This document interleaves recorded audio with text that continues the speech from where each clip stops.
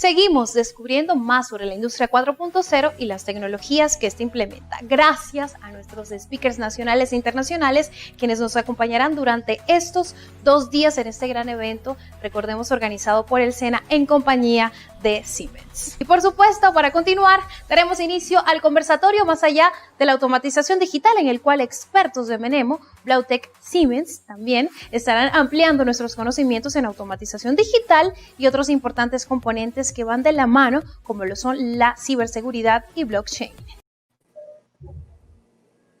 Bueno, muy buenos días para todos. Primero que todo, agradecerles por la asistencia a este evento y a este conversatorio denominado Más allá de la automatización digital. Hoy nos acompañan grandes expertos, especialistas en áreas relacionadas con automatización industrial digital, ciberseguridad y blockchain. Nuestro primer panelista es Luis Enrique Oliveri, director de estrategias de seguridad de Menemo, es ingeniero en electrónica y comunicación por el Tecnológico de Monterrey.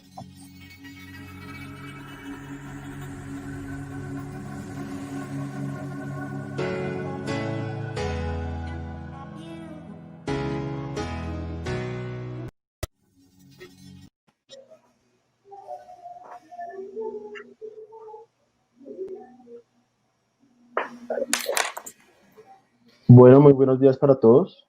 Primero que todo, agradecerles por la asistencia a este evento y a este conversatorio denominado Más allá de la automatización digital. Hoy nos acompañan grandes expertos, especialistas en áreas relacionadas con automatización industrial digital, ciberseguridad y blockchain. Nuestro primer panelista es Luis Enrique Oliveri, director de estrategia de seguridad de Menemo, es ingeniero en electrónica y comunicaciones por el Tecnológico de Monterrey, ejecutivo de seguridad de la información con más de 16 años de experiencia laboral, especializado en estrategia de arquitectura de seguridad. Tiene una extensa experiencia internacional donde ha colaborado con múltiples CISOs, ha trabajado en empresas de consultoría de talla mundial como lo ha sido Accenture, IBM, Deloitte, Capgemini, con distintos roles de ciberseguridad, tanto en el desarrollo de negocio como en ejecución de proyectos. Bienvenido, Luis Enrique. Muchas gracias. Nuestro segundo panelista es Luis Mulero, es desarrollador de negocios, director de IE Business School, Universidad de Pompeu Fabra, Barcelona, es fundador de Virtus 360, el cual fue vendido a un gran grupo internacional, es gerente en estrategia de negocios en Accenture, gerente de desarrollo comercial en EFI Electronics, actualmente es director de desarrollo de negocios en Fleet BPC, especialista en digitalización de empresas y optimización de procesos. Bienvenido, Luis. Muchas gracias. Nuestro tercer panelista es Sebastián Macías Orozco, líder de unidad de negocio Factory Automation de Siemens, apasionado por la digitalización digital y la industria 4.0, experto en automatización industrial, tiene más de 13 años ayudando a empresas en Argentina y Colombia a llegar a la industria 3.0 y definir el futuro en su transformación digital. Es ingeniero mecánico de la Universidad Nacional de Colombia, especialista en automatización industrial de la Universidad de Buenos Aires en Argentina, y es candidato a Executive en MBA de la Escuela de Negocios INALDE en Colombia, gerente de la unidad de negocios de automatización de manufactura y líder del equipo digital Enterprise en Siemens Colombia. Certificado como consultor y asesor en Colombia del Smart Industry Index, creado por el gobierno de Singapur y apoyado por el Foro Económico Mundial para ser el marco de referencia de la industria 4.0 a nivel mundial. Durante su carrera, ha sido conferencista, invitado a múltiples eventos en Sudamérica, incluyendo Colombia 4.0, ADECA y Automatiza. Bienvenido, Sebastián. Muchísimas gracias, Carlos. Feliz de estar acá. Listo. Quien les habla, Carlos Rojas Mejía. Soy instructor del Centro de Diseño y Metrología en programas de formación relacionados con la red de electrónica y automatización. Bueno, realizando un contexto inicial, la automatización industrial nace en la tercera revolución industrial, en donde se busca automatizar los procesos repetitivos de una industria mediante diferentes tecnologías y mediante diferentes herramientas, como lo son sensores, actuadores, módulos de comunicación y los PLC. Mediante estos elementos se ha logrado optimizar los procesos de producción en la industria, lo cual ha llevado a fortalecer a las empresas, permitiéndolos ser cada vez más competitivas y eficientes a nivel internacional. Esta cuarta revolución industrial nos trae consigo diferentes herramientas que son muy importantes para comunicar este mundo físico o este hardware con el mundo de las tecnologías de la información. Lo que es la ciberseguridad y el blockchain juegan un papel muy importante en el almacenamiento de toda la información y en la interconectividad, razón por la cual las empresas tienen que implementar cada vez más protocolos mucho más robustos que nos garanticen la protección de la transmisión de los datos bidireccionales que hay de lado a lado entre las empresas. Entonces, vamos a comenzar con unas preguntas. Sebastián, ¿nos puedes contar qué es la automatización digital en esta cuarta revolución industrial?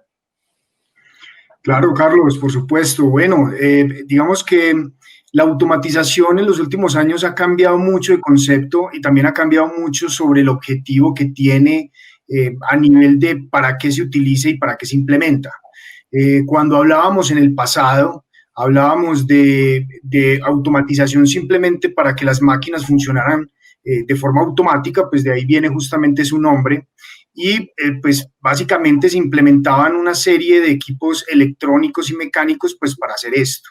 Pero la automatización industrial ha cambiado hoy muchísimo y ya de hecho ya se empezó a acuñar el nombre o el término de automatización digital.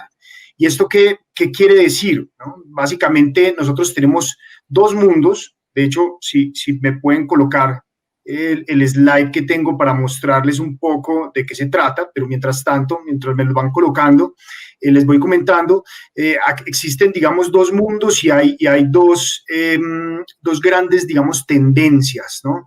Nosotros, de hecho, desde Siemens consideramos que estas dos tendencias son totalmente válidas, pero hay una en particular que va más con la industria 4.0, ¿no?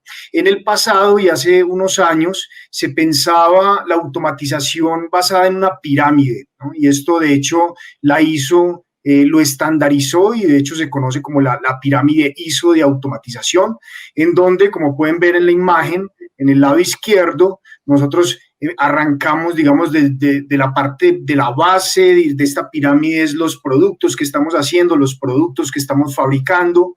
Luego pasamos a un nivel superior en donde hablamos con qué elementos estamos tomando la información de nuestras máquinas o de nuestros procesos, o sea, con qué estamos midiendo, por ejemplo, las variables físicas, con qué estamos midiendo la posición de los productos que estamos realizando. Luego subimos otro nivel en donde ya tenemos dispositivos de control y estos dispositivos lo que hacen justamente es, digamos, valga la redundancia, controlar y asegurar que de forma automática las máquinas estén operando. Y luego subimos un poco más arriba y ya hablamos de las estaciones o células de trabajo, en donde ya, digamos, que tenemos diferentes puntos de fabricación en la planta. Subimos a, digamos, centros de trabajo, que ya podríamos hablar que son las plantas, las fábricas como tal, y por último el enterprise, que sería, digamos, como el conglomerado de todas las instalaciones que tiene una empresa. Esto es de hecho lo que se conoce como industria 3.0, y una empresa, para poder llegar a la industria 4.0, primero necesita pasar por esta organización y necesita tener todas las cosas súper claras y bien, digamos, implementadas para poder llegar. Entonces nosotros podríamos decir que la automatización es básicamente, la automatización industrial como se conocía, es básicamente esta pirámide en donde lo que digamos que se implementa es un nivel jerárquico para poder fabricar productos de muy buena calidad con, digamos, de forma muy eficiente a bajos costos. Pero hace unos años, cuando se empezó, digamos, a acuñar el concepto de industria 4.0, cuando ya estaba esta tendencia de la digitalización, de no solamente hacer que las máquinas hicieran algo, sino que también pensaran, tomaran datos y los analizaran también. Entonces ya se empezó a desdibujar un poquito la pirámide como tal de automatización y ya pasamos a un punto en donde tenemos la industria 4.0 y en donde ya empezamos a ver que, digamos, estos niveles jerárquicos se empiezan a perder, ¿no? Entonces, si ustedes ven en estas tres partes o en estos tres bloques que pueden, digamos, observar en esta, pues, digamos, del lado derecho de esta presentación, van a ver que en la parte de abajo ya no hablamos de productos, sino que hablamos de productos inteligentes. ¿Esto qué quiere decir? No sé, que por ejemplo, el celular que yo tengo que fabricó X o Y empresa, este celular ya es capaz de analizar datos, enviar datos a la nube y poder, digamos, entregarle cosas al usuario que antes no podía, ¿no? O, por ejemplo, no sé, como vemos ahí en la imagen, un auto, el cual también pueda tomar datos y analizar los datos en tiempo real. Esa es, digamos, como la primera parte a nivel de producto. Pero si vamos a la fábrica, ya, si ustedes ven, ya no hay un nivel jerárquico, ya no es como que, digamos, un sistema global, como si se podría llamar un SCADA, un sistema MOM, por ejemplo, es el que gobierna todo, sino que los mismos equipos son los que se entrelazan entre sí, ¿no? Y entonces ya empiezan a existir conceptos como puede ser el Internet de las cosas, como puede ser Edge Computing, Cloud Computing, que de hecho vamos a tener una conversación de digamos, de esos temas. Y entonces empieza a haber una automatización inteligente, por eso se llama automatización digital. Es decir, las máquinas no solamente funcionan como yo quiero que funcionen o como exactamente les dije que funcionaran, sino que también funcionan de acuerdo a lo que les está pasando en el entorno. Entonces hay una falla en la línea de producción, la misma máquina responde a esa falla, no espera a que alguien vaya y, digamos, que haga una parada automática de la línea de producción, ¿no? Entonces, por eso ven en la imagen todos estos elementos interconectados, porque entre todos ellos están hablando, están transmitiendo datos y están pensando en conjunto. Y todo esto ya sube a un nivel, digamos, en donde ya todo está conectado y está centralizado. Entonces ya hablamos, como les decía, de Edge Computing, de Cloud Computing y, digamos, todo lo que conlleva, ¿no? Y bueno, yo dejo aquí, digamos, como un eslabón, digamos, para que mis compañeros conecten. Como ven, digamos que ya este análisis de la industria 4.0 ya hay gran transferencia de datos, ya hay conexión no solamente dentro de la planta, sino hacia afuera de la planta. Entonces, bueno, ¿cómo manejo esa información de forma segura? ¿Cómo hago trazabilidad de esa información, ¿no? Entonces, ahorita justamente creo que con mis compañeros vamos a estar conectando estos 3 puntos y espero que quede muy claro al final.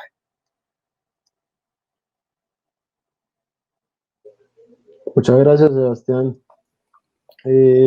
¿Nos podrías contar de pronto también cómo está, o un ejemplo de pronto más práctico de cómo se ve esta automatización digital en alguna industria que tú conozcas de pronto? Claro, bueno, digamos que hay muchas industrias que en este momento están en su camino hacia la transformación digital, en donde no es solamente adoptar tecnología, sino cambiar su cultura y su forma, digamos, de trabajar. Pero bueno, digamos, no quiero mencionar, digamos, nombres exactos, pero hay una empresa de papel en Colombia, de diferentes tipos de papel y elementos, digamos, de limpieza personal, en la cual justamente está en este proceso y estamos analizando la posibilidad de que todas sus máquinas estén interconectadas en un sistema IoT. Digamos, en el mundo de Siemens este sistema se llama MindSphere, pero bueno, hay diferentes, digamos, sistemas que se están posicionando y lo que hace este sistema en particular es que captura los datos de estas máquinas y sobre todo de sus motores, que son motores muy, muy grandes porque tienen que mover gran cantidad, digamos, de celulosa. Y la intención es que estos motores, digamos, el sistema sea capaz de predecir cuándo van a fallar estos motores, ¿no? Entonces, lo que yo decía, no es solamente decirle a la máquina y al motor, usted tiene que moverse con tales y tales condiciones, sino que yo ya soy capaz de predecir cuándo va a haber alguna falla, digamos, en el motor, esto para tomar una decisión, ¿no? Para cambiar el motor, para parar la línea o simplemente continuar hasta que simplemente falle, ¿no? Entonces, ese es uno de los casos que se está trabajando, pero hay un montón y digamos que van a haber mucho en las industrias y va a ser la tendencia, sobre todo el análisis de datos, es decir, tomar mucha cantidad de datos, minar esos datos, es decir, organizarlos y sacar los datos más importantes y de eso tomar, digamos, acciones o tomar decisiones claves que pues también en un futuro la gran mayoría van a ser totalmente automáticas. Perfecto, Sebastián, muchísimas gracias. Observamos cómo es una herramienta muy buena para las empresas el poder tener esta predicción de fallas y toda esta analítica de datos que realmente son herramientas muy importantes para la industria, ¿sí? Que nos llevan que esta cuarta revolución industrial nos deja una marca bastante significativa en nuestros, bueno, digámoslo así, en la competitividad de nuestras empresas. Listo, muchas gracias, Sebastián. Siguiendo con Luis Mulero, ¿cómo se ha aplicado el blockchain a la industria manufacturera, Luis? Bueno, es que buenos días a todos, buenas tardes de aquí desde Barcelona. Gracias por la invitación y participar en este seminario.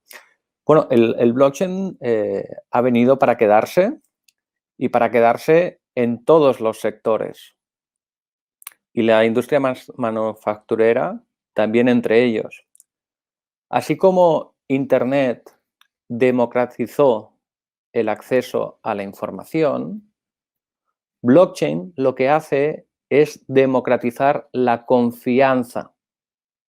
Es como si tuviéramos un fedatario público, un notario, en procesos donde hasta ahora no tenía sentido porque no era escalable. Pues blockchain lo que nos permite precisamente es que los datos que nuestro negocio, que nuestros procesos de fabricación o de producción generen, sean confiables para nosotros y para terceros. ¿Con qué fin? Pues en una relación, por ejemplo, cliente-proveedor, fabricante-distribuidores o en la cadena de suministros, hay muchos hitos donde se están incorporando datos y esos datos se transfieren entre las partes. Blockchain aquí lo que aporta es que esos datos, las partes los asuman no como ciertos, porque tú puedes mentir en blockchain. Lo que si mientes en blockchain va a quedar claro que has dicho una mentira, ¿vale? Sino lo que le va a incorporar es aminorar los riesgos o los vectores con respecto a la integridad del dato, al no repudio, a la robustez de esos datos. De forma y manera que todos los entes que van a compartir ese dato lo van a dar como cierto, como válido. Y eso transforma la industria.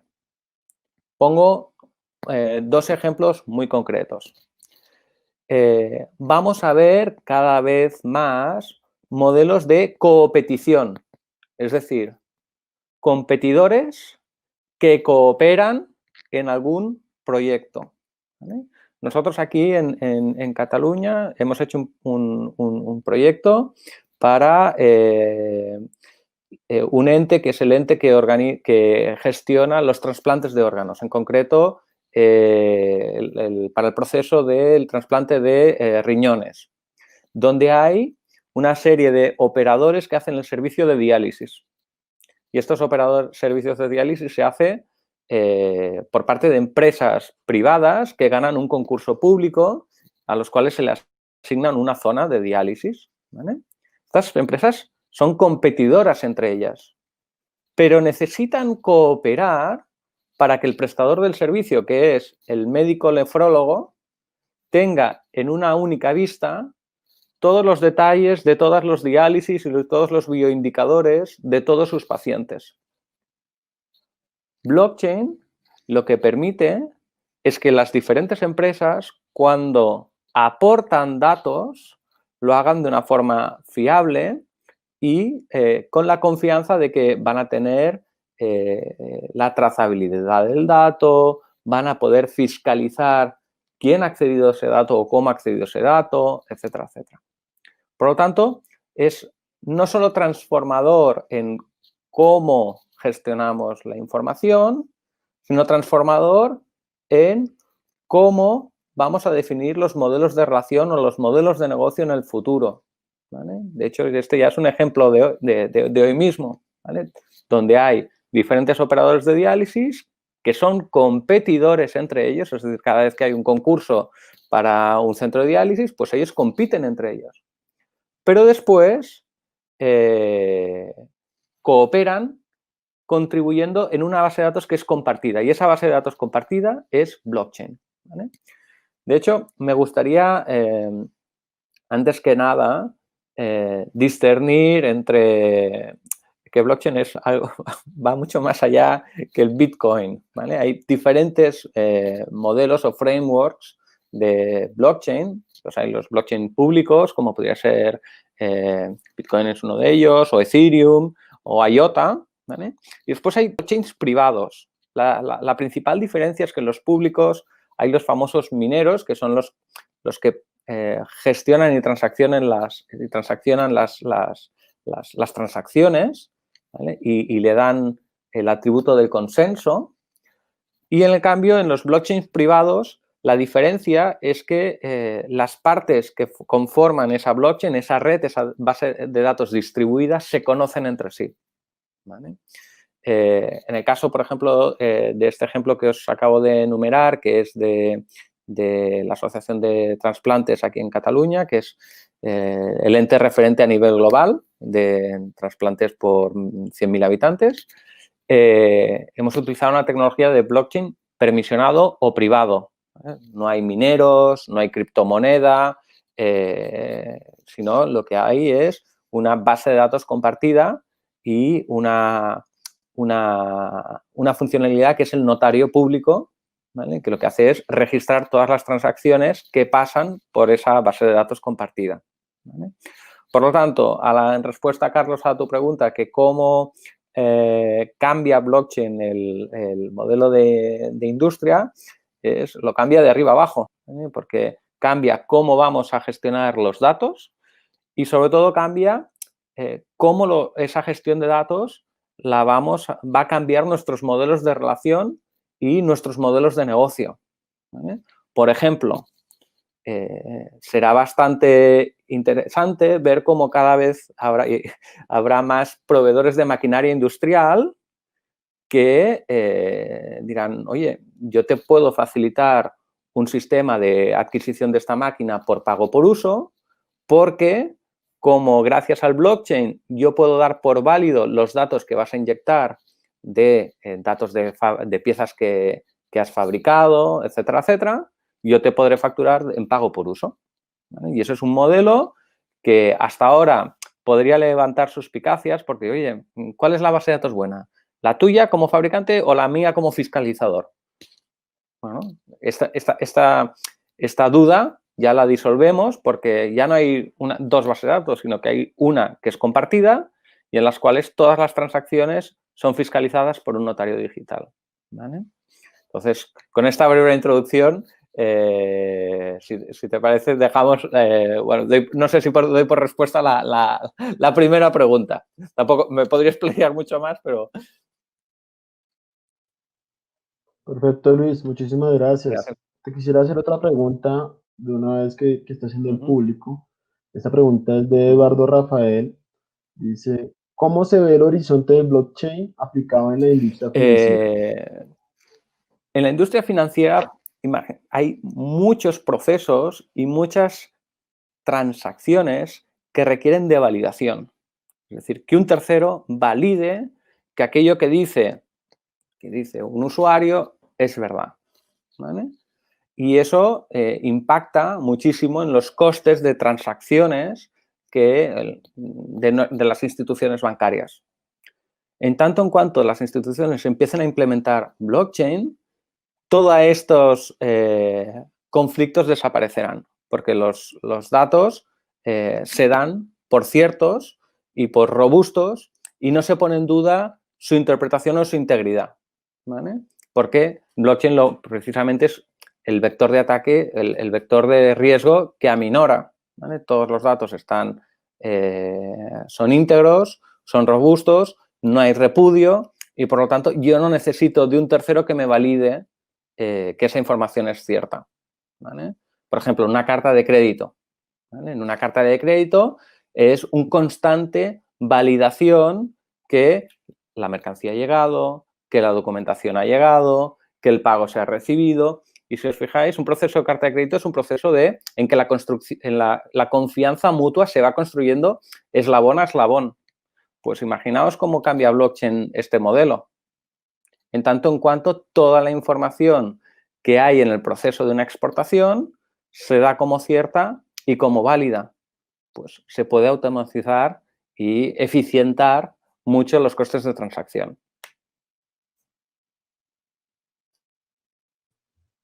Listo, Luis, muchísimas Vale. gracias. Si la pregunta iba orientada al tema de el valor de las criptomonedas, pues me temo no poder contestar a esa pregunta porque mi ámbito de especialidad es sobre la funcionalidad y el transaccional, no sobre la criptomoneda, que eso sería otro atributo del blockchain que poco tiene que ver con la materia que nos ocupa. Perfecto, Luis, muchísimas gracias. Pues observamos todas estas aplicaciones que tiene el blockchain. Aparte de eso, cómo nos ayudan y la herramienta de importante que va a ser para esta cuarta revolución industrial. Bueno, nuestra siguiente pregunta sería para Luis Enrique. ¿Cómo está relacionada la automatización industrial digital con la ciberseguridad, Luis? Muchas gracias. Primero que nada, agradecer por la invitación y por estar aquí en este panel compartiendo con todos ustedes. La pregunta que me haces, bueno, realmente es muy fácil o muy compleja de responder. Y lo digo, ¿por qué? Porque la relación es que prácticamente todo. Y lo digo porque desde, bueno, en mi experiencia como profesional de seguridad de la información o ciberseguridad, siempre he entendido la seguridad de la información como un habilitador de negocio, ¿vale? Y esto es complicado porque siempre la gente de seguridad es la que dice que no a las cosas. ¿Por qué? Porque nuestro trabajo principalmente es gestionar riesgos, ¿vale? Y evitar que pueda haber algún impacto en la organización en la que trabajamos. Pero, sin embargo, esto también con la transformación digital y, bueno, como Sebastián ha mencionado, en la parte de automatización y el sector industrial en general también está teniendo una transformación digital. ¿Cómo? Pues introduciendo productos nuevos, introduciendo capacidades nuevas, siendo más eficientes y, sobre todo, conectando lo que antes estaba bastante bien restringido, donde había un mundo OT y un mundo IT muy separados, y había una gran barrera entre un mundo y otro. Actualmente, tanto en el sector industrial como en otros sectores, esa barrera se está perdiendo, ¿vale? ¿Y qué está pasando con que se pierda esta barrera? Bueno, por un lado, obviamente, se crean nuevos modelos de negocio, como ha mencionado Luis, por un lado, pero también es cierto que se introducen nuevos vectores de riesgo. También es cierto que se hacen más vulnerables las organizaciones. Y esto no hace falta más que verlo en lo que está pasando en los últimos años, donde vemos claros ejemplos de ataques dirigidos al sector industrial, principalmente en el sector energético o en el sector de manufactura. Tenemos ejemplos como de ransomware o ataques dirigidos como tipo Black Energy, que lo que era un malware dedicado que fue enfocado principalmente con el objetivo de negar el servicio y fue evolucionando hacia una APT, hacia una Advanced Persistent Threat, con capacidades de kill disk, y lo que causó fue prácticamente corromper el sistema de arranque principal de todos los elementos de control industrial, tipo PLCs, tipo actuadores, ese tipo de cosas que conocéis mejor en Sena y en Siemens, obviamente, y paró toda la planta de generación y distribución eléctrica. Esto, imaginar el impacto que puede tener no solo para la planta, sino para los ciudadanos que consumen y para toda la sociedad que se ve afectada por un ataque a una planta de generación industrial, generación eléctrica. Hay otros ejemplos, como el de Crash Override, que estaba enfocado también a afectar la distribución de energía eléctrica, ¿vale?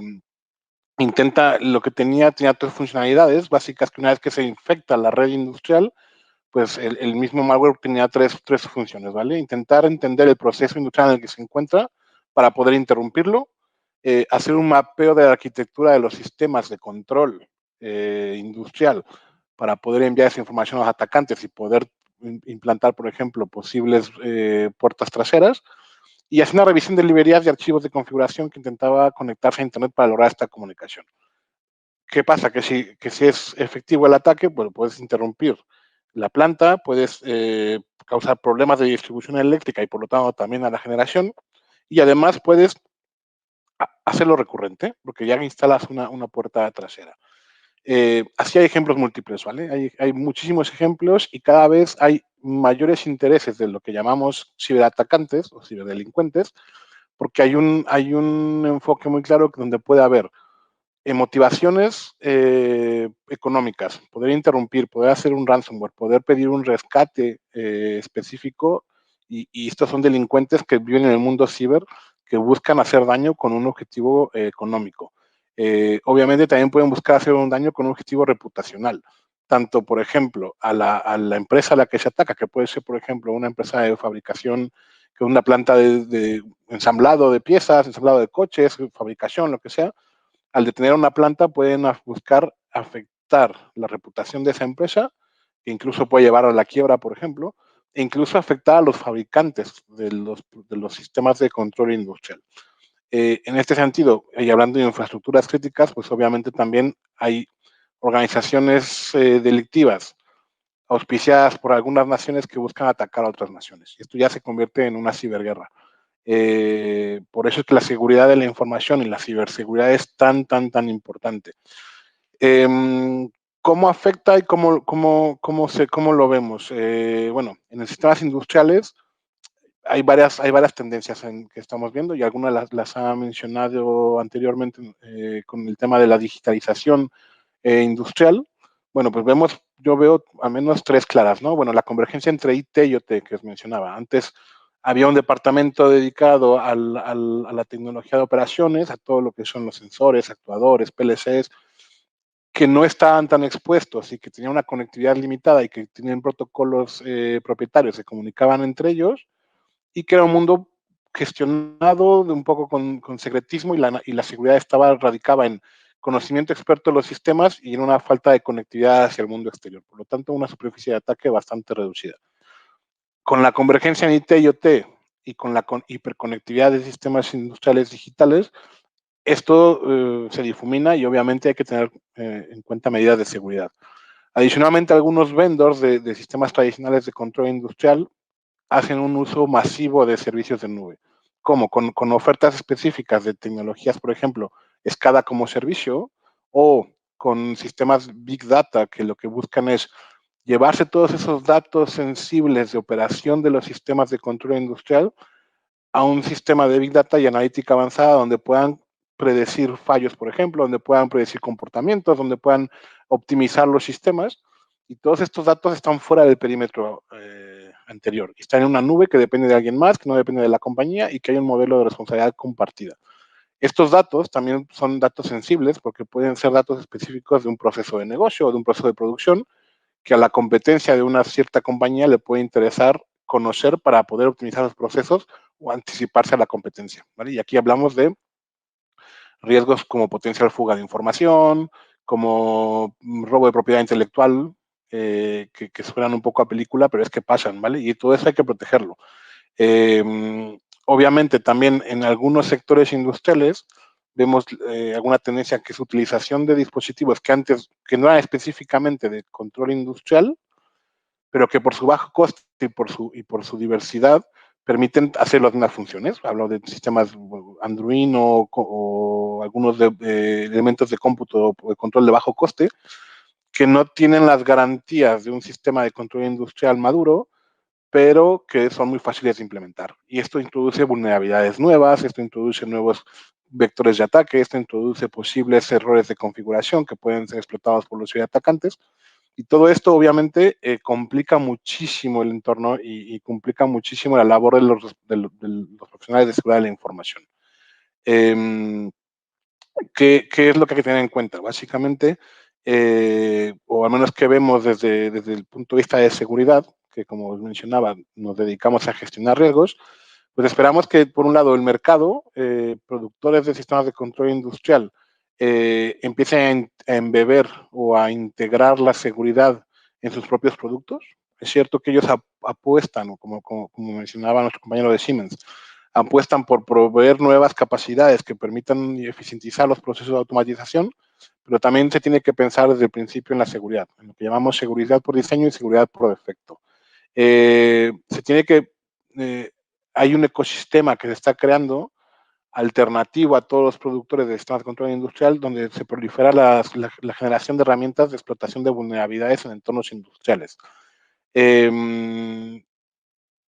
Empezamos a ver también, que es algo en lo que desde NEMO somos especialistas, empezamos a ver el uso de ciberinteligencia enfocado a amenazas persistentes o enfocado a posibles ataques en el sector industrial para poder proteger estos entornos, ¿vale?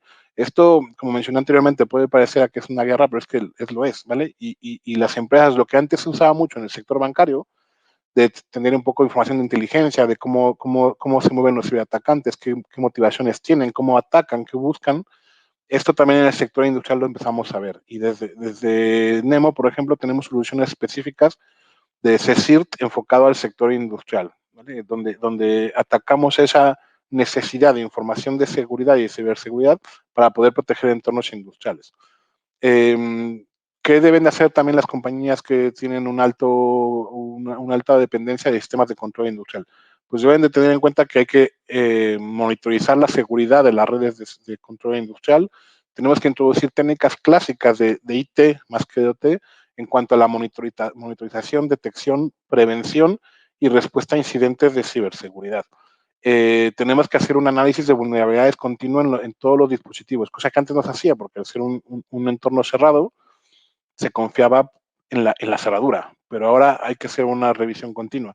Hay que hacer ejercicios de red team específicos para el sector industrial, ¿vale? Y con todo esto, quiero responder a esa pregunta, pues básicamente la seguridad está en el end-to-end, extremo a extremo, en todo lo que son sistemas de control industrial y en la digitalización del sector industrial.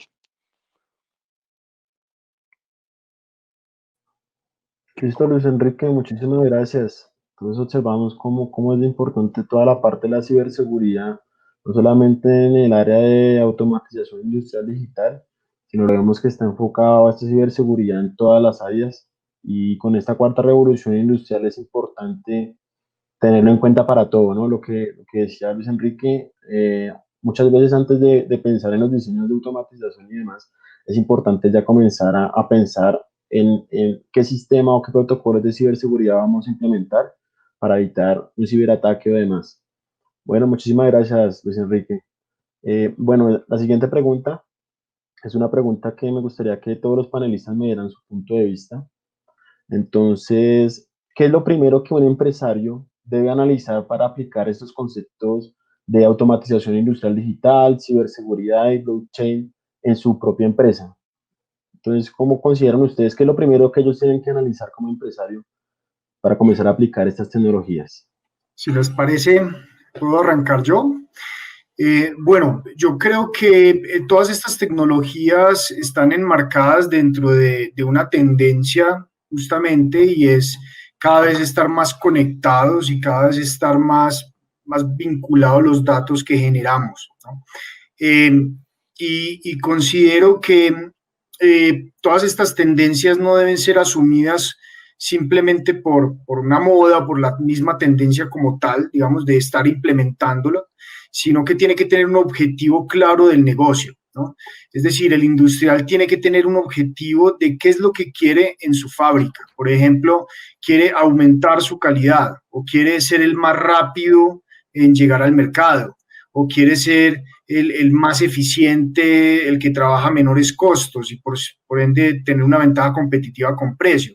Entonces, digamos que esto creo que tiene que estar a la luz de qué objetivos tiene el industrial y después cómo estas tendencias o estas tecnologías le ayudan para llegar a tal fin, ¿no? Por ejemplo, la automatización digital o industrial digital, si la pudiéramos llamar.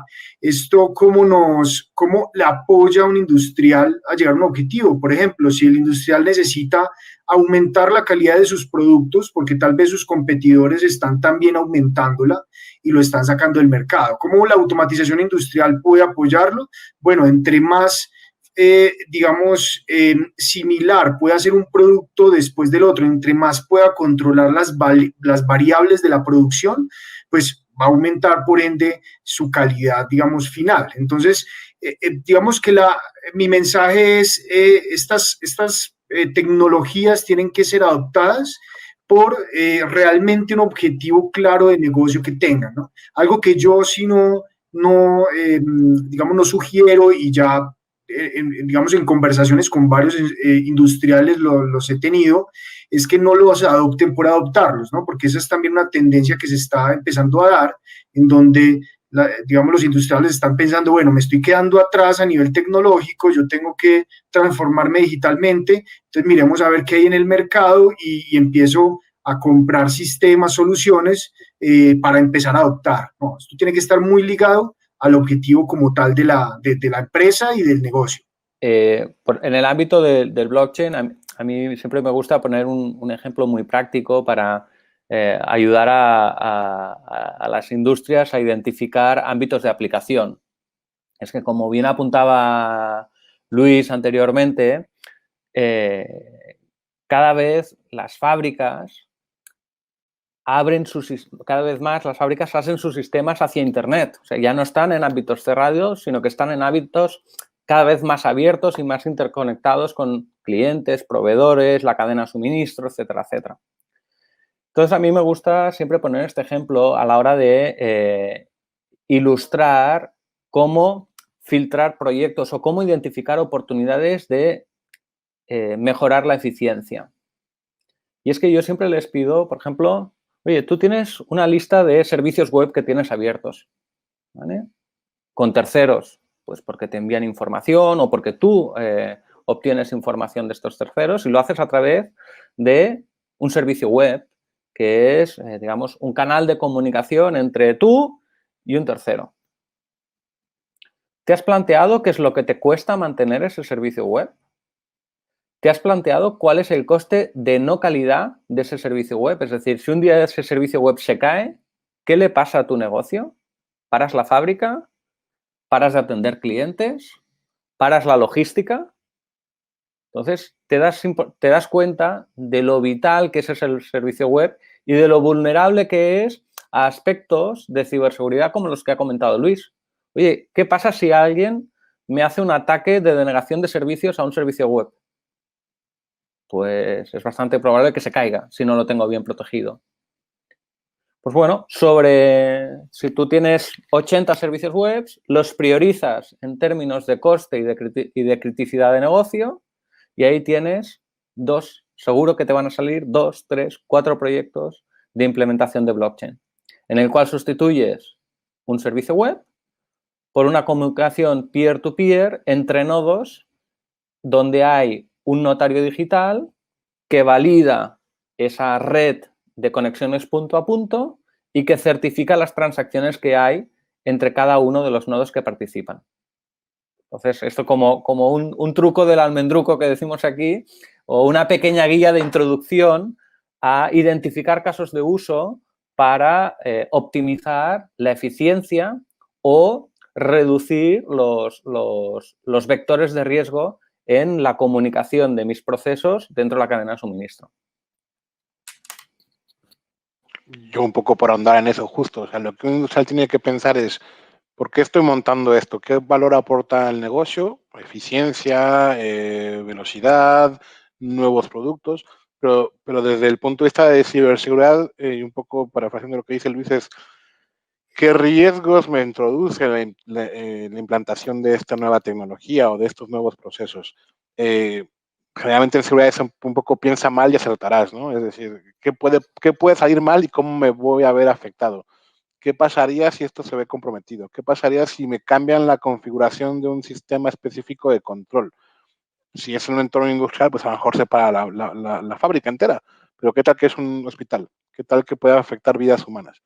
El responsable o el profesional de seguridad tiene que pensar en qué pasaría si alguien hace algo malo. Y luego buscar soluciones. Y ahí es un poco también lo que ha comentado Luis, es, oye, hay soluciones que minimizan el riesgo, que pueden ser casos de uso de blockchain, donde reduzco la exposición y los posibles ataques y además aseguro el no repudio y la integridad de los datos, ¿no?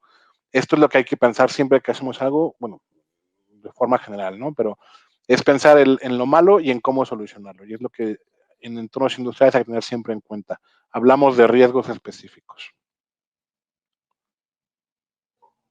Listo, muchísimas gracias. Entonces, para continuar, quisiera realizar unas preguntas que están proponiendo las personas que están viendo este conversatorio. Entonces, pues voy a asignarle una pregunta a cada uno de ustedes y pues bueno, compartir toda esta experticia que ustedes tienen en estos temas. Entonces, la primera pregunta sería para Sebastián. Nos preguntan cómo es esta herramienta del Mindfield. Entonces, cómo es la herramienta, de qué trata y de pronto cómo son sus aplicaciones ya a nivel industrial. Bueno, perfecto. Sí, digamos que pasé un poco rápido por el tema. Realmente Siemens en particular, pues tiene todo un ecosistema, digamos, de lo que se denomina el IoT industrial, que es, digamos, que todas las cosas estén conectadas a un sistema a través de la nube y a través de Edge Computing, ¿no? Y todo este ecosistema se engloba bajo un concepto que se llama MindSphere, que sería como la esfera del conocimiento, del pensamiento.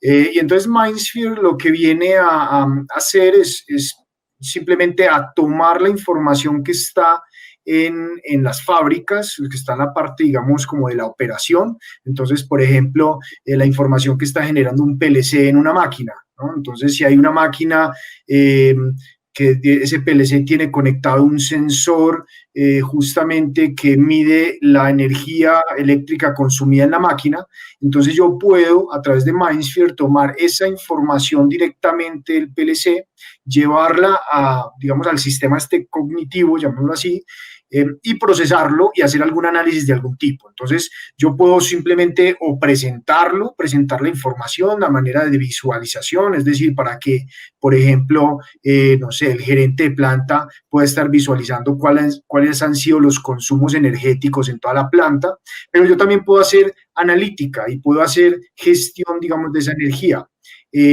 Por ejemplo, puedo saber y vinculando con alguna otra información en qué turnos estoy consumiendo más energía eléctrica que en otros, ¿no? Ese es un caso de uso, pero realmente es súper amplio. De hecho, el comentario que les hacía hace un rato de la predicción de fallas en los motores se hace justamente de esa manera. O sea, yo tomo información de los motores y con un proceso de inteligencia artificial yo puedo predecir cuándo va a estar fallando este motor, cuándo, por ejemplo, un rodamiento va a estar fallando. Esto obviamente midiendo las vibraciones, la temperatura del motor y algunas otras, digamos, variables físicas. Pero entonces, para resumir y para responderte esta pregunta, Carlos, y al asistente, digamos, que nos la preguntó, MindSphere viene a ser ese sistema operativo que vive en la nube y que toma la información de todos los elementos que están conectados para hacer analítica de esos datos. Eso es, digamos, de pronto sintetizándolo su función y su aplicabilidad. Listo, muchas gracias, Sebastián. La siguiente pregunta me gustaría que me la respondiera el Munero. Sería, bueno, esta pregunta es de Álvaro. ¿Cuáles serían los principales obstáculos para la implementación de tecnologías blockchain, más allá del aspecto de capacidad económica para invertir en ello? El principal obstáculo es saber identificar el ámbito adecuado en el cual blockchain te aporta un beneficio directo, ¿vale? En los casos el ejemplo que os ponía antes, ¿no? Cuando le comentas a un director de IT, oye, ¿y en tu organización crees que blockchain te puede ayudar? La respuesta inicial es no, porque ¿qué voy a hacer yo con el Bitcoin aquí? No hay un poco cierta confusión al respecto, ¿no? Ese sería el principal reto. Entonces, cuando tú le dices, no, fíjate el blockchain como una herramienta en la que, con aquellas entidades con las que compartes información y a las cuales le abres puertas de atrás en tu sistema, porque al fin y al cabo un servicio web es una puerta de atrás. Si a ti ¿te sentirías más cómodo sin tener puertas de atrás? El 100% de los directores de IT te dicen que sí a esa pregunta. ¿Te sentirías más cómodo si tus servicios web fueran 100% robustos y no dependieras, tus procesos de negocio no dependieran de que ese servicio web cayera, el 100% de los profesionales de IT te van a decir que sí. Entonces, el reto es identificar aquellos procesos en los cuales blockchain te está aportando un valor en la, digamos, en la cadena de valor de ese proceso industrial o de esa actividad, ¿vale? Este sería el principal reto. Básicamente tiene que ver con el elemento de compartir información, con identificar procesos en los cuales haya o pueda haber un conflicto de interés. ¿Vale? El ejemplo que os ponía del trasplante de riñones, ¿no? Con los proveedores de diálisis. Ahí hay un conflicto de interés, claro, porque los operadores de diálisis compiten unos con otros a la hora de tener un contrato con la administración, ¿vale? Pero necesitan cooperar para que el doctor de nefrología del hospital, cuando hace una consulta de sus pacientes, necesita ver los bioindicadores de todos los pacientes con independencia si uno se hace la diálisis en el laboratorio A o en el laboratorio B o en el laboratorio C.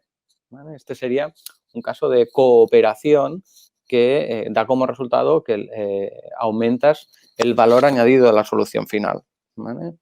Por lo tanto, no es una cuestión de coste, porque, por ejemplo, soluciones permisionadas como podría ser el framework de Corda, hay una versión de framework de Corda que es gratuita, es de acceso libre y gratuito y puedes implementarla sin coste alguno. El reto es saber dónde lo tienes que implementar. ¿Vale? Listo, Luis. Muchísimas gracias. La última pregunta sería para Luis Enrique. ¿En qué áreas o habilitadores de la cuarta revolución industrial se ve más marcada la necesidad de la implementación de la ciberseguridad?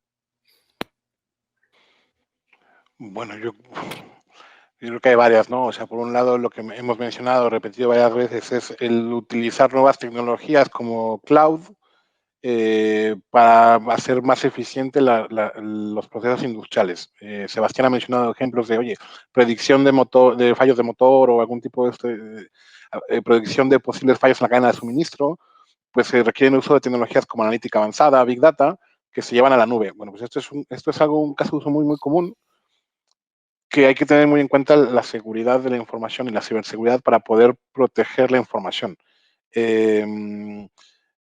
Por otro lado, hay otros ejemplos como el de la apertura de las fronteras o la hiperconectividad de las distintas fábricas. Lo que ha mencionado Luis también, oye, dependo de otros proveedores, dependo de un tercero, dependo de otros procesos en otra planta.